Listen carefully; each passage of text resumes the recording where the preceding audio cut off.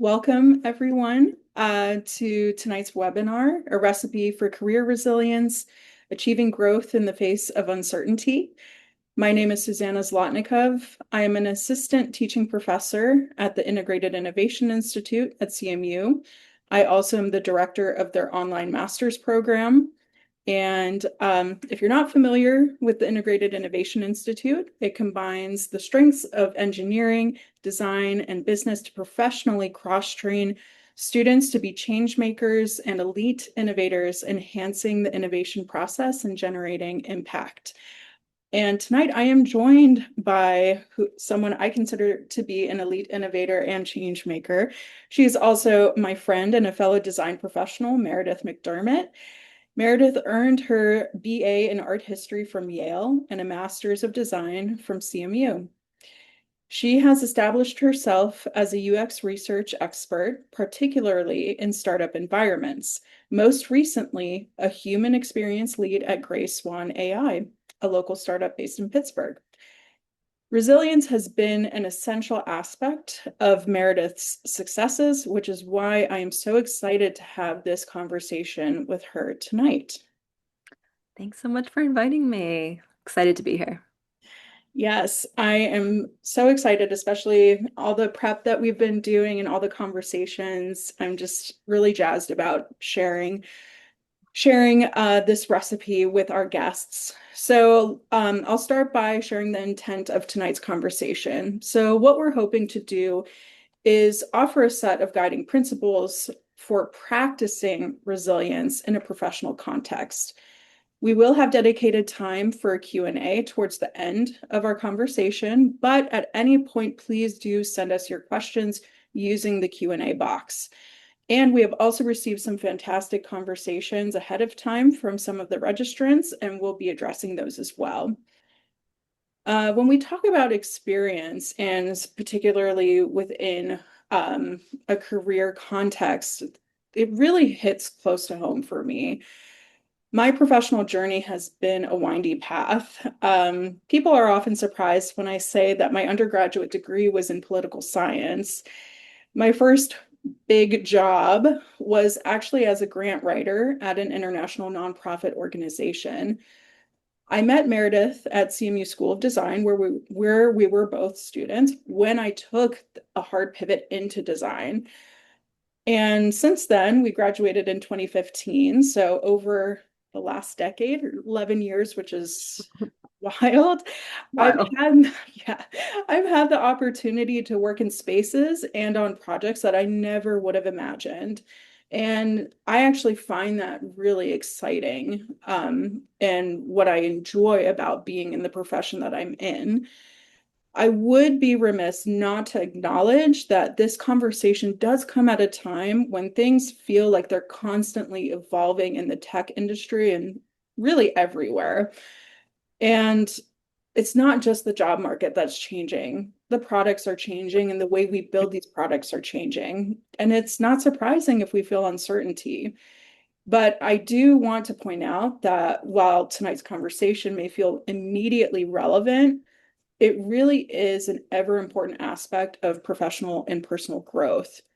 We should all be thinking about resilience and not just within a given job, but also across our entire career journey. So I'd like to start the conversation by asking you, Meredith, how you think about resilience. Resilience is all around us, and we are living in quite a time from a career perspective.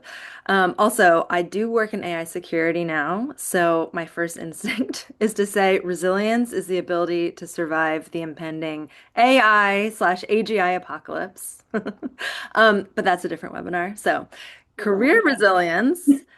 What it is, we will chat about. What it is not is having a 5 or 10 year plan. I sure didn't have one. Avoiding failure.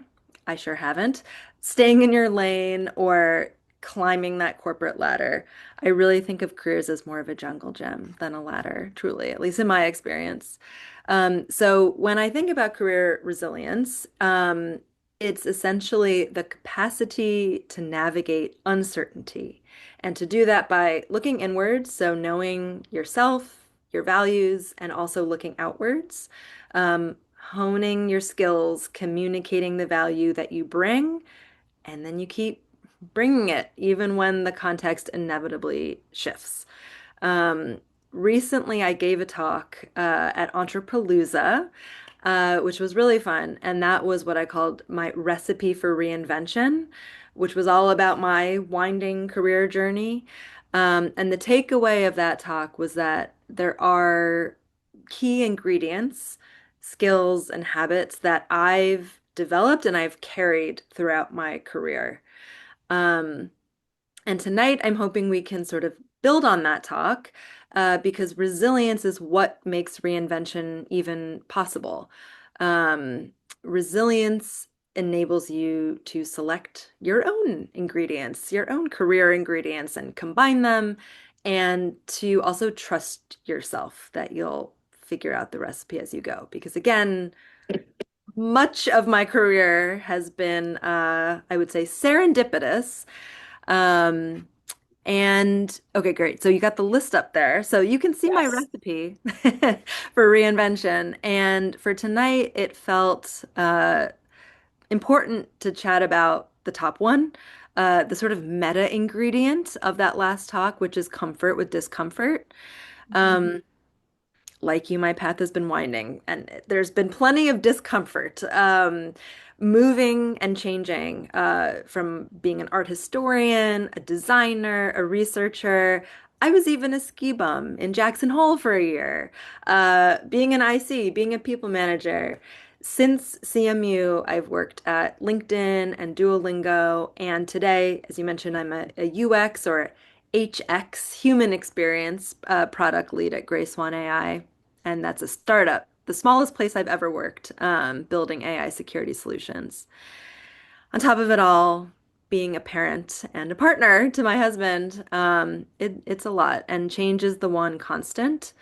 Um, in reflecting for tonight, one of the things I've sort of come to learn or realize is discomfort is not a sign that something's actually wrong with you or your career. It's just a sign that something is happening, if that makes sense.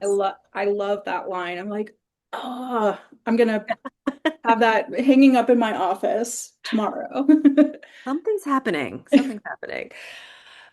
Yeah, I think discomfort is it's the name of the game a little bit. So getting comfortable with that. And change is hard, changing paths is hard.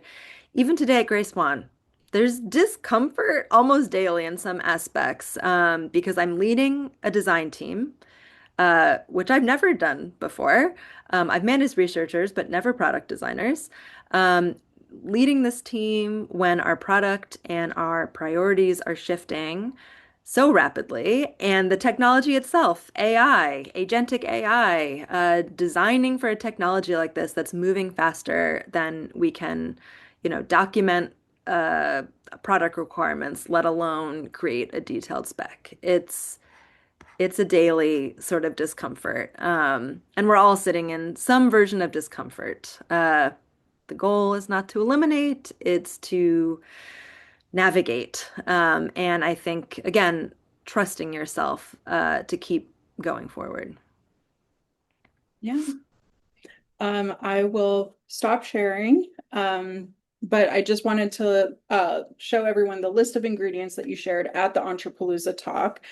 Actually, part of why I asked you to join this webinar is how awesome that talk was. So, Entrepalooza was a day of talks in celebration of Month of Entrepreneurship. And Meredith's talk was standing room only, and we really wanted to give an opportunity to have this conversation and bring bring this to a wider audience. So again, we really appreciate that you're joining us and giving us more time and sharing your wisdom. So I wanted to just comment on this notion of comfort with discomfort. And it really, I'm really like reflecting on that, especially where I'm at in my career. I feel like, when you get started, everything is new and adventurous, but as you grow and enter more into a leadership role, into a management role, what I found in my own experience is that this is such an important part of what we do and how we present ourselves as leaders or as managers or both, really. People look up to others who are steadfast in uncomfortable circumstances, and being a leader often means, especially in, building products in software development, a lot of those circumstances are uncomfortable. Things are nebulous, things are ambiguous. It's hard. There's never a concrete, correct answer. And as a leader, you have to be able to operate in those uncomfortable situations. And, what I'm finding is if I shy away because it's uncomfortable, if I hesitate to make a decision, the decision will get made, Hmm. but I will not have made that decision. And that's me not doing my job. And so, my general, like, it really resonated as like this meta ingredient. If you want to build that career resilience, it has to start there. So my question for you is, how do you actually do this? And how has sitting with discomfort compared to where you were 10 years ago, in your new career to today? How has your decision making changed over time? So first, to your point, yes, not making a decision is also a decision. So there's sort of no Yeah. way around it. So Yes. how to move forward and feel good about the choices that you're making, the decisions you're making.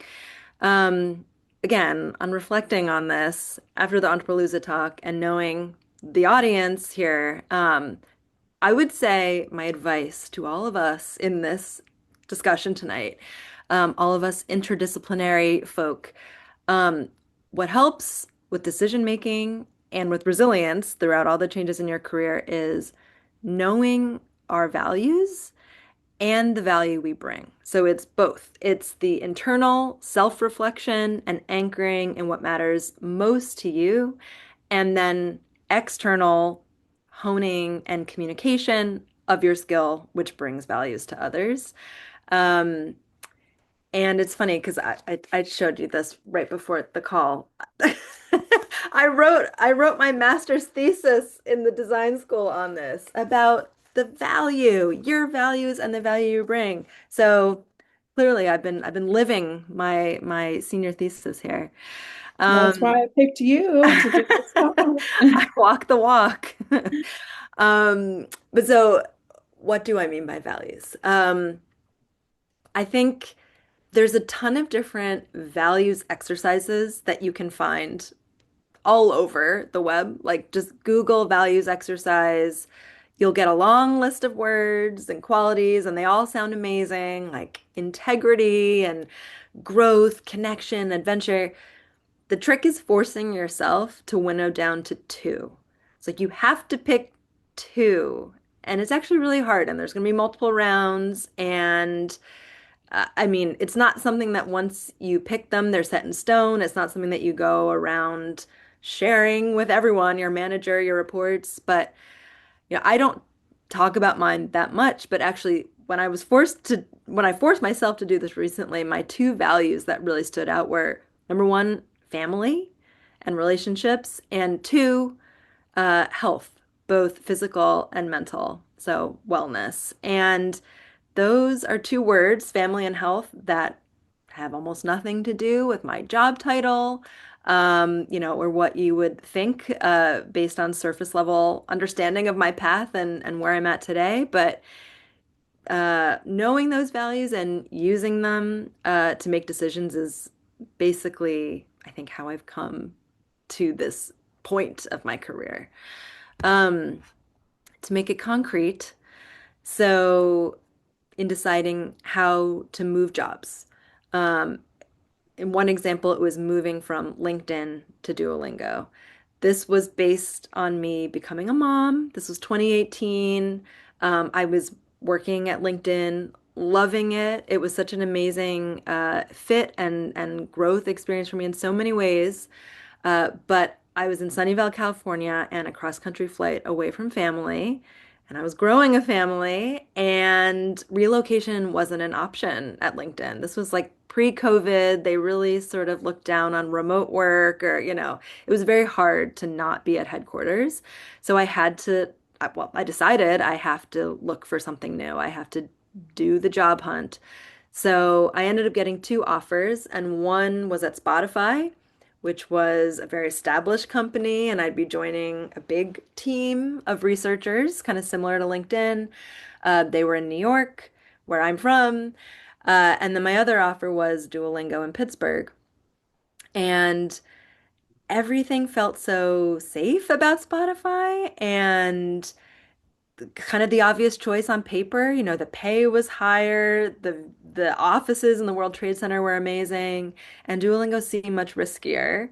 And they were still going through capital raises, and I was going to be only their second UX research hire. So it was just a lot. It was kind of nerve-wracking. And I really was agonizing over a decision like that.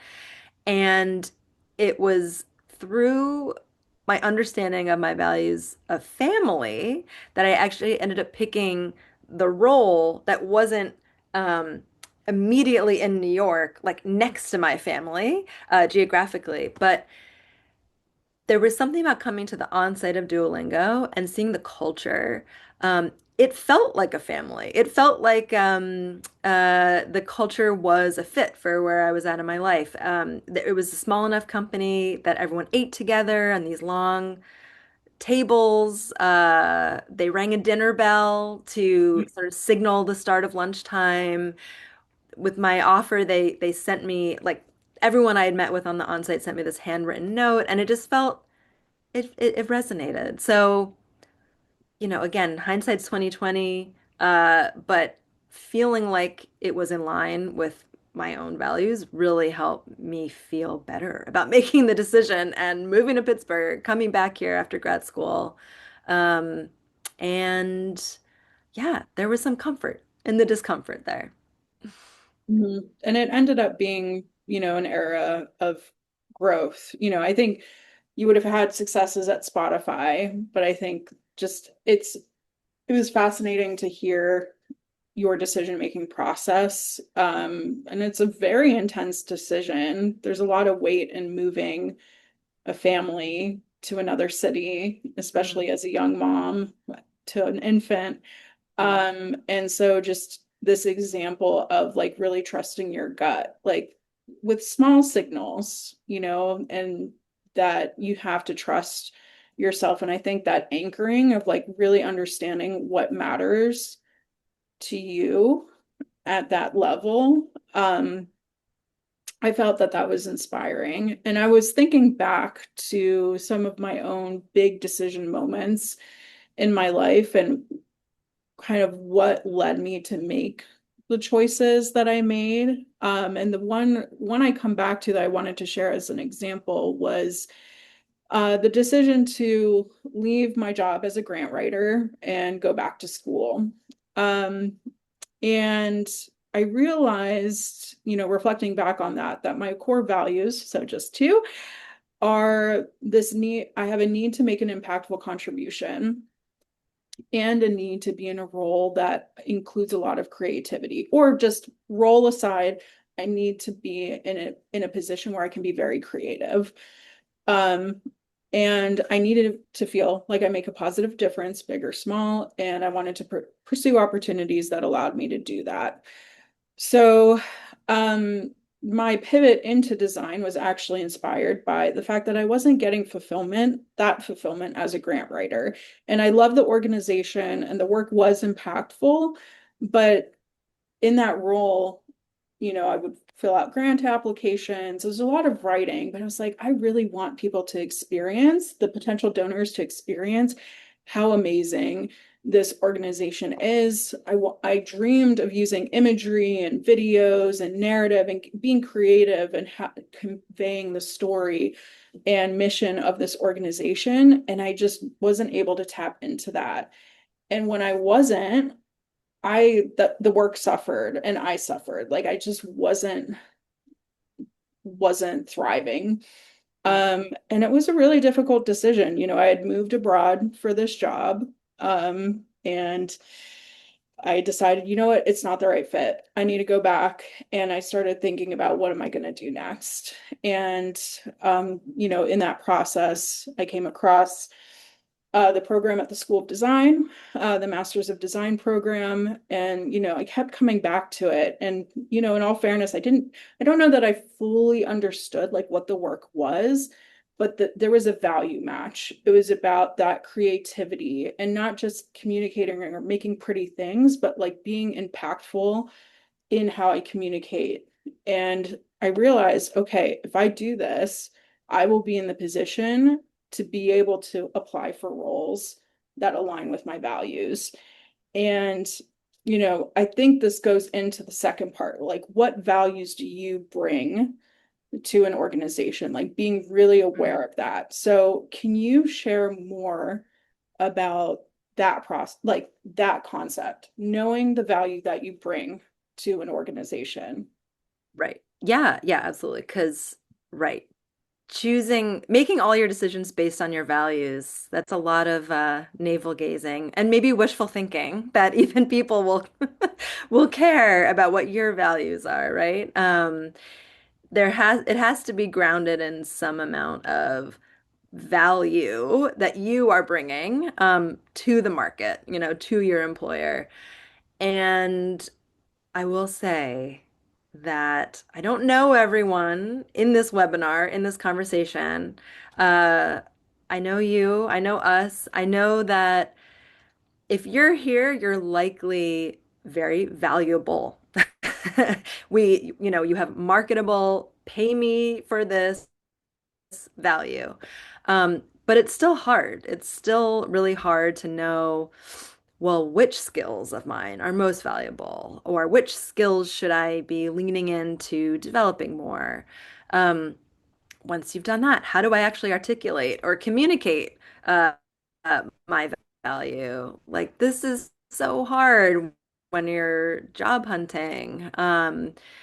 Talking about yourself and you want to get promoted, you want to prove yourself, and that can be a topic for another webinar, like how to talk about these things. But in terms of resilience, my advice is to reframe the questions you ask yourself, like what skills will help me, what skills do I need, and more reframe that to be what skills will help my employer or my potential employer either make money, solve a problem, move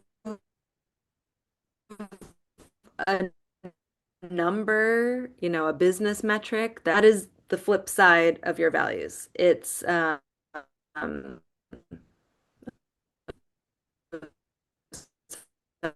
sorry if I'm breaking up. It says my connection's unstable. It's breaking up a little bit, but Okay. it's okay. Sorry, I'm up in my attic and who knows what's happening with the It's Wi-Fi. good now. All right, I'm gonna keep going. Um, yeah, but so basically the flip side of values is value, and being honest about the transaction that you're making with the person or the entity that's paying you. If they have a problem, the clearer you are about how to solve that problem, how to bring value, the more tangible your own value becomes.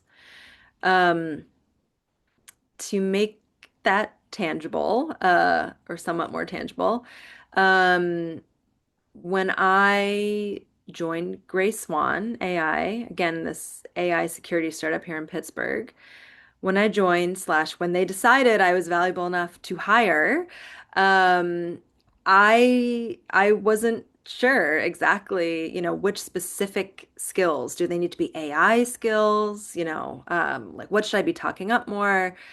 I'm not an AI engineer, and if I were, I'd probably be worth like four times as much as I am on paper right now. But there is absolutely a place for me at Grace One, and I know that I bring value. in this very technical startup, very niche space. And I truly had almost zero domain expertise in cybersecurity or AI before I joined. So, when I think about how I did that, it's going back to the ingredients of my original Entrepreneuria talk. These are ingredients that are, um, I guess some people might call them soft skills. Um, Soft value, it's real value. One skill would be interdisciplinary thinking. Um, a year ago, one of the problems that Gray Swan had was that they had really cutting edge technology, but no UI.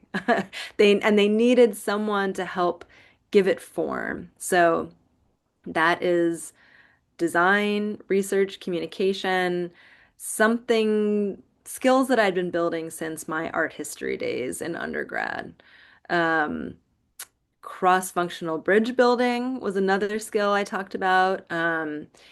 Grace One needed someone who could translate between their really world-class ML team, the academic research underpinning the products, um, and not only write up product requirements, but also talk to our customers and understand, their needs. So this was something I've done in UXR for many years, just in very different verticals, and being able to translate that to a new space of AI security.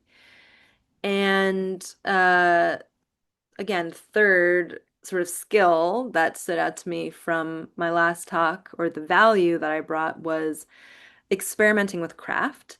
And this was to solve a pain point that Grace One was having around moving fast, needing insights fast, knowing what to prioritize with no playbook, like coming in just totally new and fresh. And to experiment in that use case meant recruiting participants through Discord, a channel that I had never recruited on before, or really even used. Using Claude to prototype, to sort of like vibe code my ideas and communicate. Um, Being in Figma a lot more than I was used to being at Duolingo, or I don't even think Figma existed when I was at LinkedIn. So moving fast and using whatever tools worked, being very experimental. And again, those aren't sort of credentials that I set out to build on the purpose of putting them on my LinkedIn or putting them in my resume.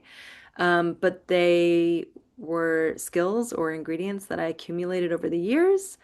And then with time, in the workforce, trusting myself to combine them in this new context that I couldn't have predicted back in 2015 when we first graduated, and when I wrote this little booklet here. Um, yeah, because you can't predict the future. And especially the future that we're in now. I mean, so much in this decade, Yeah. so unexpected.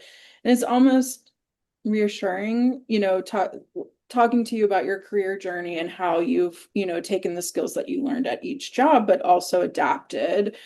Um, I realize that there's constantly change, and we need to adjust, learn new skills, apply our new skills in a completely new way.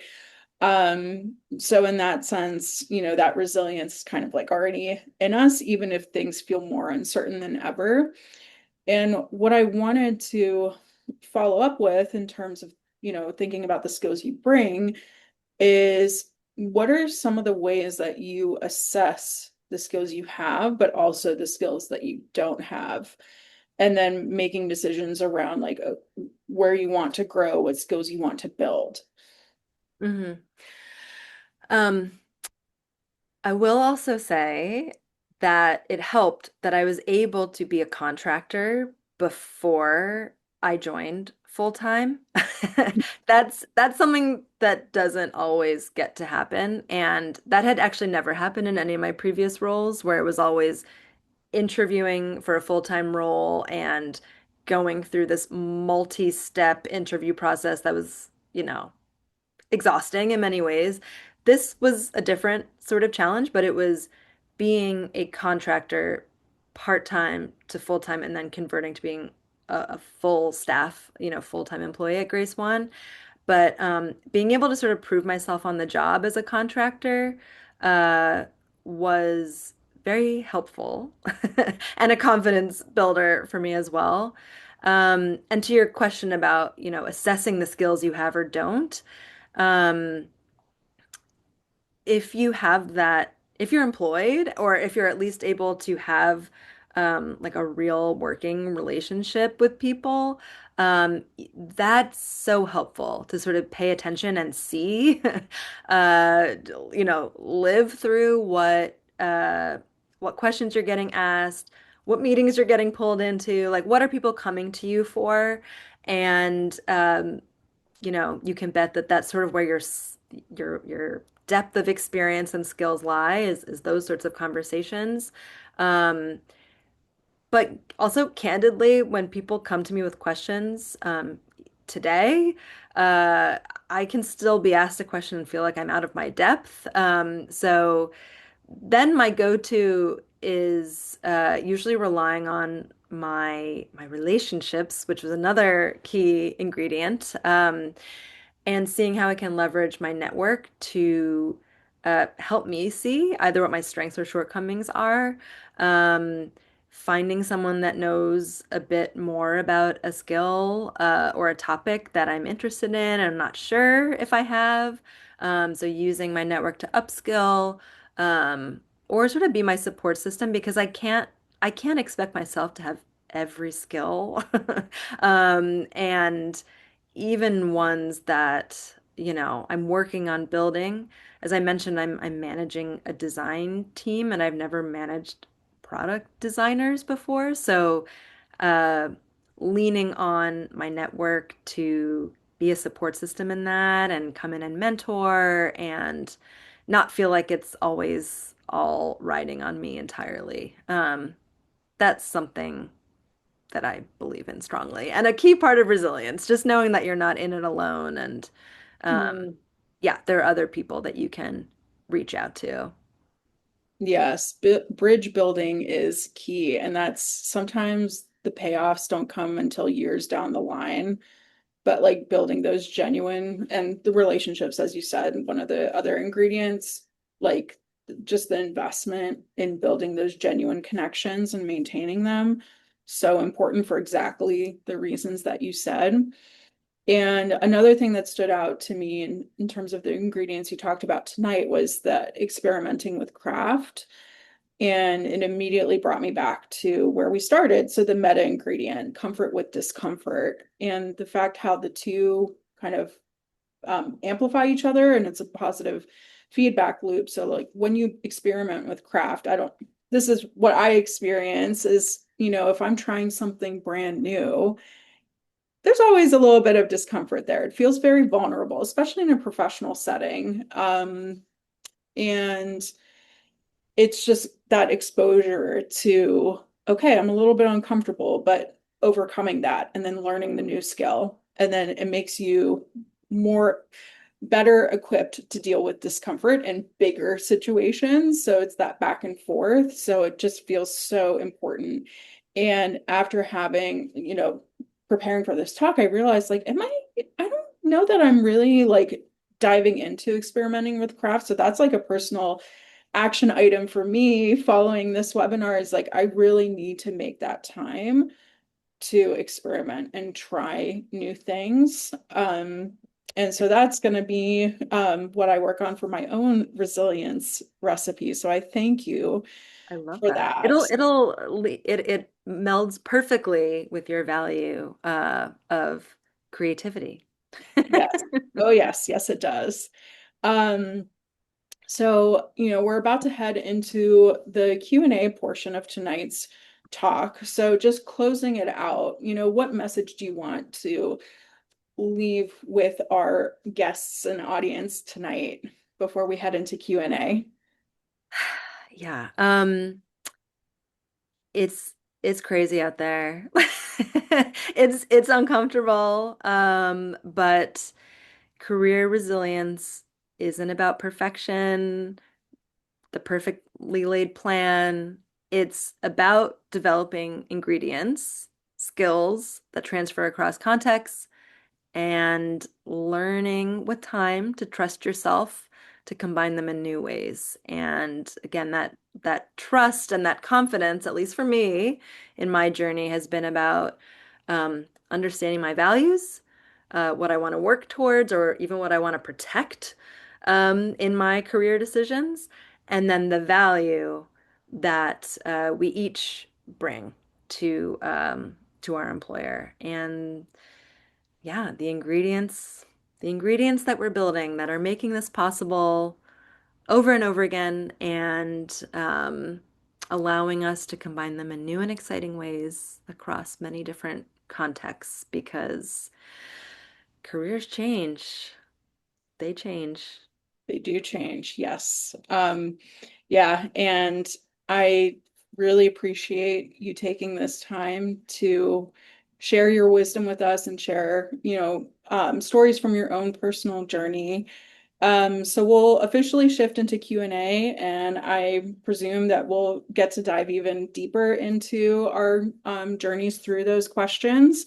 Once again, I invite our guests to send us questions through the Q&A. We'll start with questions that were sent ahead of time. So Meredith, I'll facilitate the questions and keep track of the Q&A from the audience. And we can ping pong. So if there's one that you want my input on, feel free to be like, hey, why don't you answer that one first? This was actually from one of the alumni from the Integrated Innovation Institute. It was really nice to see alums register for the event.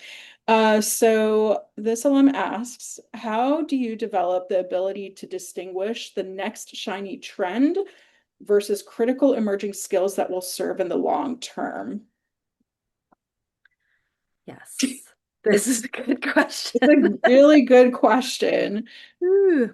Um, okay. So, okay, right. New and shiny versus critical emerging. So I might start by looking at my existing skills. And if I have something in mind, like, is this deepening an existing skill? Is this something that I can learn and become richer and deeper in versus is this like a 0 to 1 brand spanking new? And if so, is that like what is that driven by? Is it because it's driven by your values and it's something that you're truly excited by, interested in, or is it more out of pressure, like external pressure to look a certain way or,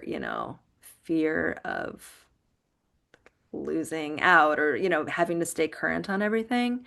Because again, going back to Entrepreneuria and reflecting on today, most of the skills that I called out that I've developed over time have been ones that are more about transferability and longevity than uh, trendiness. That being said, it's very hard to, pretend that new technologies aren't, you know, uh, being developed at a scary pace and this fear of, well, AI is here now, right? Like, what can we be doing to keep up with AI? What are the top AI skills? How do I not become displaced? You mentioned some of these, um, you cited some studies at the beginning of this discussion. And there are, I don't want to give too specific of advice because I think it really does depend on everyone's journey and interests, but there are, I think, some um what's the word I'm looking for? Skills that will serve you in the long term when it comes to AI. And that would be using your judgment. So using your critical thinking when using AI. And another one that was on my list was just showing up. So I think, and experimenting with craft. So I do think it's important to try things, to experiment. If it's AI, experiment in the sense of building something small. If you're job seeking, like try to solve a problem for, your potential company with AI and use that as an opener. Anyway, I think there's lots of ways to play around with that, but I do think, again, bigger picture, I would focus on the skills that, again, are transferable rather than trendy. Did Hmm. I answer that? Did I answer Yeah. it fully? Okay. So I think I mean, it's like, I find this question interesting because, shiny new trend versus like, I equate that with like the hype, what's being discussed right now, and like, what are we hearing about? And sometimes the noise, Hmm. it can feel so overwhelming, and this like urgency of like, I better get caught up on this trend. And something that's helped me is, when I read, you know, articles, I pause. Always pausing is always actually a good thing before you make a decision, or like get into a headspace that may not serve you well. But I ask, who's sharing this thought? Like, who is deciding this trend? And why am I like, why are we listening to this person? Or why, like, is this how, like, why are we listening to this person? Is it fear mongering? Because I think that's becoming more of a thing, like this, like, intensity of, attention grabbing headlines that really, like, if you really dig deep, like, is this really Yeah. what's It's happening? clickbait. It's clickbait. It's Yeah. clickbait. So what helps me in those situations is identifying, a few thought leaders. And I actually use LinkedIn for this. Like, I follow a few different people that, like, when they speak on a topic, I pay attention. Like, I really pay attention, or I might reference back and say, like, I wonder what they're saying about this, because then it helps me kind of differentiate between shiny trend versus, okay, this is a change that is happening right now. And then Mhm. thinking about, what you were saying about like values, understanding your own values and the values that you bring to an organization. It could be like the current trend might perfectly align with your values, and sure, like, jump on that and really lean into that. And even if it doesn't, it fizzles out because it's one of your values and you build a skill in that area, there will be something that you learn, you Mhm. come away with. It will help you positively in the end. But I feel when you force yourself to adopt skills that really don't match, first of all, like, don't build on what you're good at. Like you said, you're not an AI engineer. Mhm. Yeah. Like, that is just not who you are, and that's Yeah. okay, because your skills are needed to build the product, Right. and you're working with AI engineers to do that. So that's Yep. yeah. Yeah, no, Um, I know. And honestly, there's not one right answer here, and you can, yeah, get into the morality of it too. I mean, for a while there, I spent a good 9 months not working between Duolingo and Grace One, and I was not sure how I felt about re-entering the workforce because a lot of what I had been doing with AI just it was not sitting right with me. I was working on a project that involved human tutors and learning with people. I went out on maternity leave, came back, and all the tutors had been released, and ChatGPT, whatever that was, 3.5 or whatever, um, was the new tutor, and I wasn't sure I wanted to be in a workforce that felt so dominated by AI and what that meant to people, to the environment, so many things. And then I discovered AI security. And I literally was like, this is something I would never have even thought of as an industry, or a job. But to be on the good side of AI, to be working to make AI safer, more secure, less hallucinatory and less prone to being broken and misused. I'm like, I can get behind that. Yeah. Yeah, feel good. This feels aligned with my values. And yeah, I mean, all this to say, there are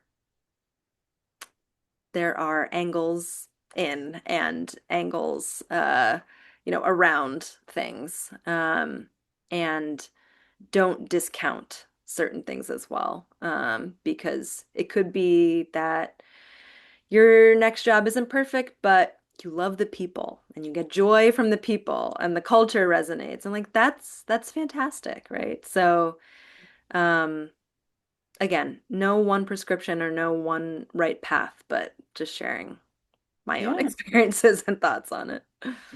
And so this next question, this just came in the Q&A, and I think I'm excited to hear how you answer this. So, how did you manage the transition between different industries effectively, and what advice would you give for someone who wants to venture out of their current industry and explore something new? Um, do it. I love it. Yeah, and don't wait for that perfect moment or, oh, I'm ready now. Um, that feeling doesn't come before you make the decision to change. I think transitioning is messy on the inside, but you can and will tell a story about it. And that makes sense. You'll find the through lines, I think. Mhm. Um, and again, sort of using your values as your compass. You don't need you don't need all the domain knowledge in your next industry. I went from LinkedIn, which was, well, social. I don't even know how to classify it. Social networking, social media, but like not fun social media. I don't know. Serious social. Um, Serious social, yes, I love serious that. social and to consumer app-based stuff at Duolingo to very enterprise focused AI security. And I personally have loved the challenge of learning new things while transferring the skills and my ingredient through line. How would you respond to that? I'm trying to think. Well, when I joined after grad school, so as I mentioned, I did political science, nonprofit, thought I was going down the international relations path, conflict resolution, et cetera. And then I ended up working at UPMC, which is our local healthcare system and insurance. It's a payer and a provider, working on imaging software used by radiologists. And it's very technically complex, very specific. Like they're basically nobody joining that team unless they come from a radiology background. Like that is a new industry. And if somebody had already had that experience, at one point they had been new to that industry. And what actually my through line was, interestingly, was that cross-disciplinary or interdisciplinary relationship building, which you mentioned as one of the recipe ingredients. It's actually part of what I studied in undergrad in my political science degree.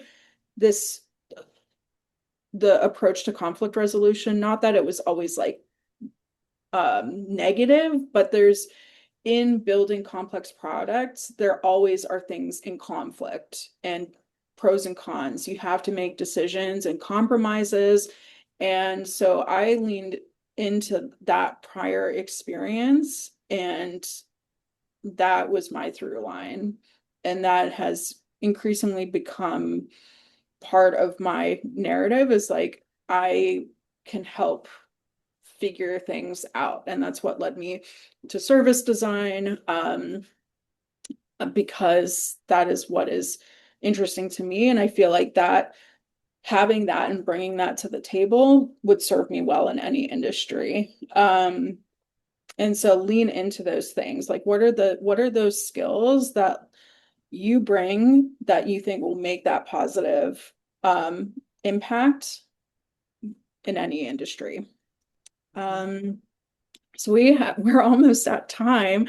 I want to look at one of the other questions that we received. This one's an interesting one. Um, how do you balance the need for something immediate and the need to grow in the long term when it feels like the earth is about to swallow you at any point?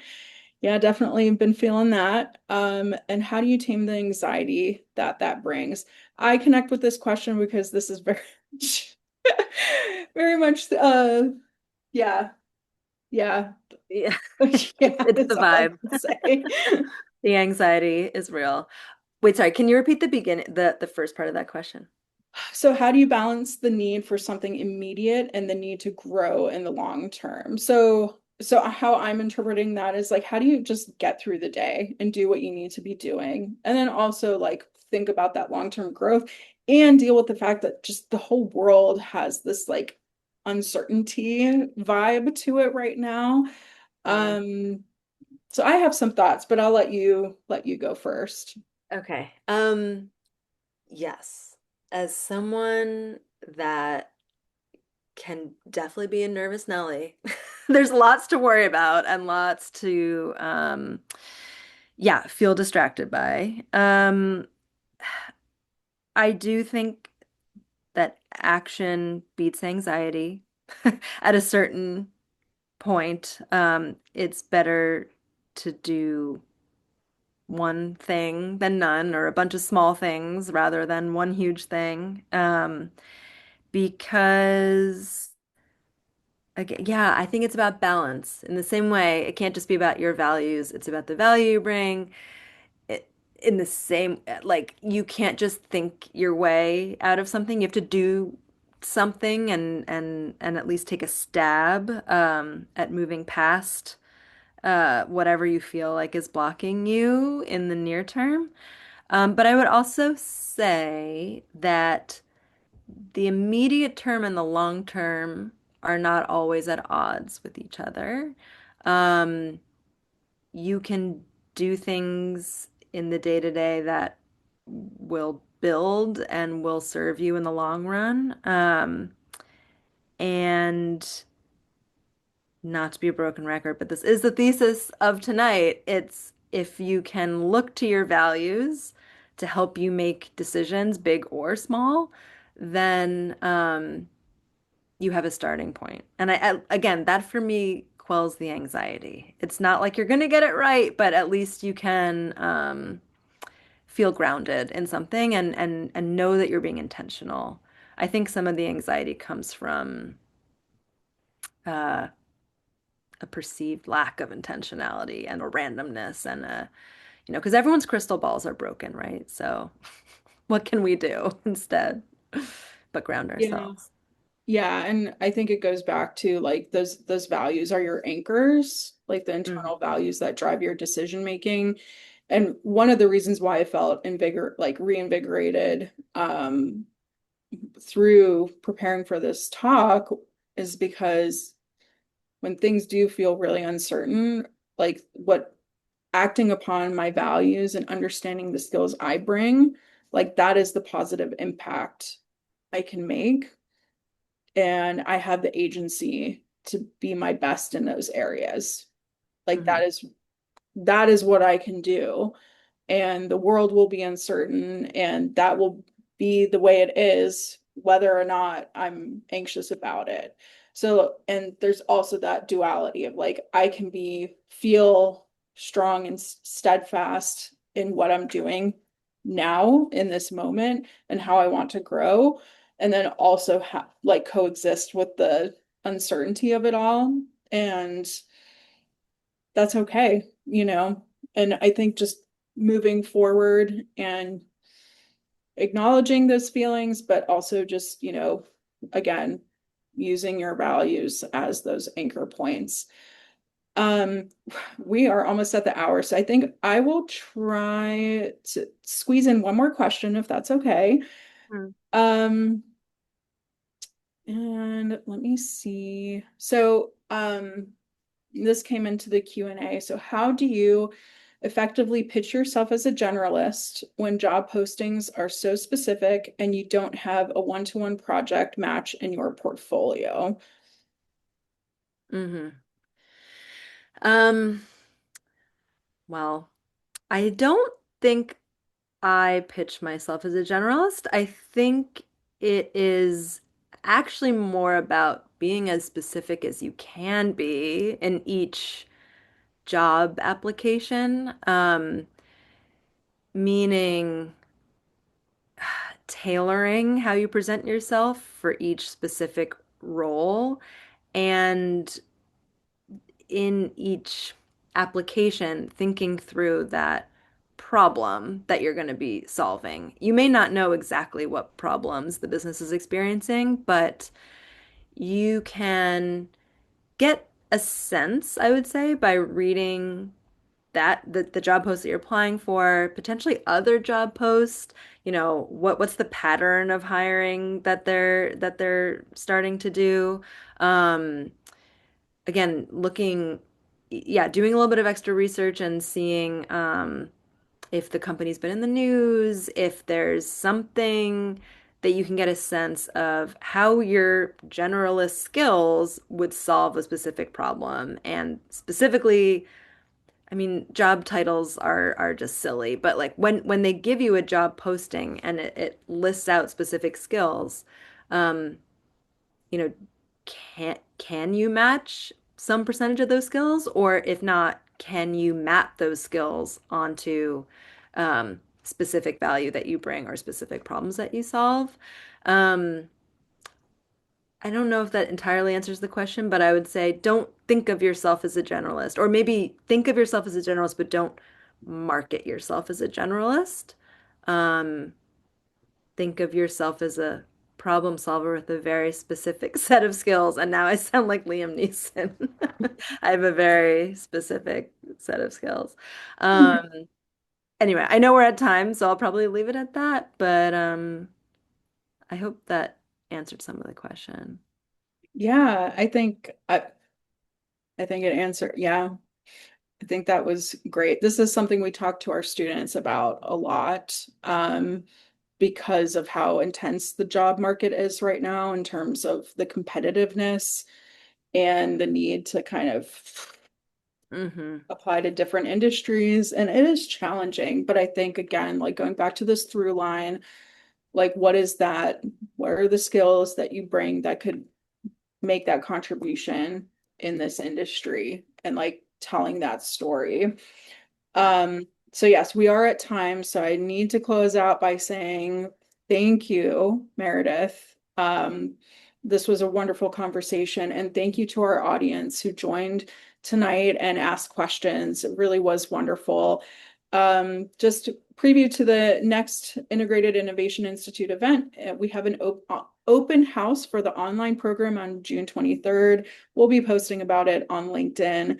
But if you're curious about our online program, that is the place to be to get to meet with faculty and students. So with that, I'll say have a great evening and take care, everyone. Thank you. Bye.